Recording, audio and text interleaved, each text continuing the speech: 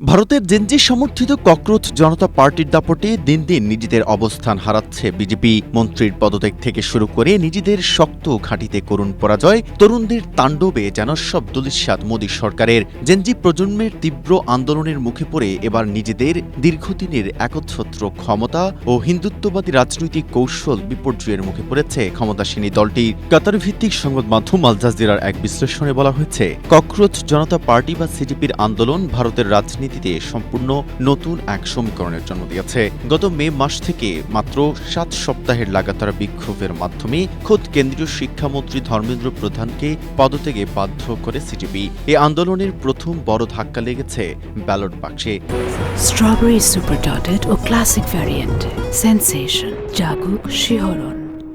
যেখানে দীর্ঘ 3 দশক পর বিহারের বাঁকিপুরের মতো বিজেপির চিরকালীন শক্ত ঘাঁটিতে তাদের পরাজয় ঘটেছে।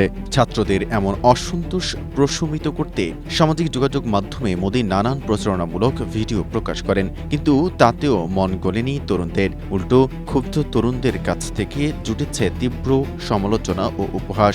বিশ্লেষকদের মতে, অতীতের আন্দোলনগুলো যেভাবে একটি নির্দিষ্ট ধর্মীয় ট্যাগ দিয়ে দমন করত বিজেপি, এই আন্দোলনের মুখে তাদের সেই কৌশল পুরোপুরি মার খেয়েছে।